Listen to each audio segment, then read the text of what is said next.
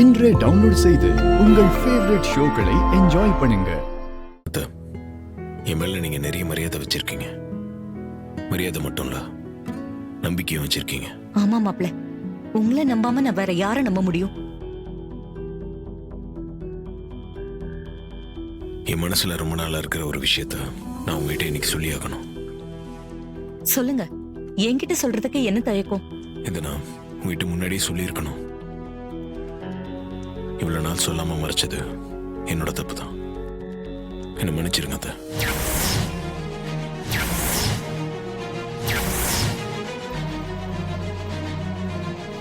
ராஜா தான் யாருங்கிற உண்மையை சொல்ல போறாரா? தாத்தா ராஜா சேதுபதி உண்மையான பேரன் சொன்னா அம்மா எப்படி ரியாக்ட் பண்ணுவாங்கன்னே தெரியலையே. அட கடவுளே, மாப்பிள்ளை கிட்ட அவ்வளவு தூரம் சொல்லியும் எல்லா உண்மையையும் சொல்ல போறார் போல இருக்கே. ஈஸ்வருக்கு எல்லா விஷயமும் தெரிஞ்சா கோவப்பட்டவர் கண்டிப்பா வீட்டை விட்டே அனுப்பிடுவாளே. அப்புறம் ரெண்டு குடும்பமும் ஒண்ணு சேர முடியாது. ரேவதி வாழ்க்கையும் கேள்விக்குறியாயிடுமே. சொல்ல வேண்டாம்னு இப்ப தடுக்கவும் முடியாதே. கடவுளே, என்ன ஆக போதோ தெரியலையே. மாப்ள, நீங்க மன்னிப்பு கேட்கிற அளவுக்கு அப்படி எந்த விஷயத்த மறைச்சீங்க?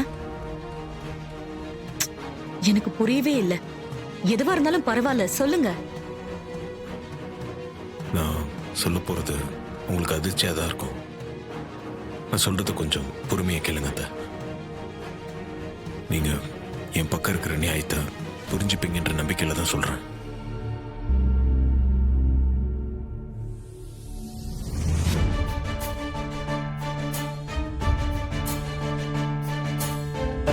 என்ன மாப்ள, ரொம்ப பீடிகையா பேசுறீங்க. நீங்க எந்த விஷயத்த மறைச்சீங்க சொல்லுங்க.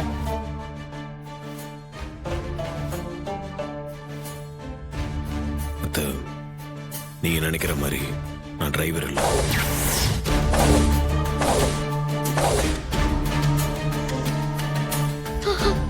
ராஜா சேதுபதியோட உண்மையான பேரை நான் தான்.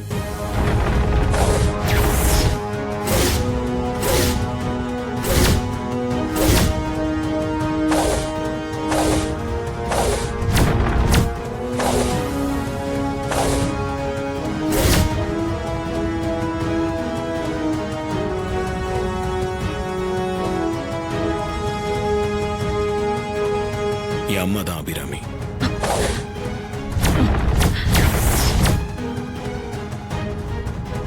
பிரிஞ்சிருக்க நம்ம ரெண்டு குடும்பத்தையும் ஒண்ணு சேர்க்கணும். மாமாவை கூட்டிட்டு போய் கும்பாபிஷேகத்தை பண்ணணும். அதுக்காக தான் நான் இங்க வந்தேன்.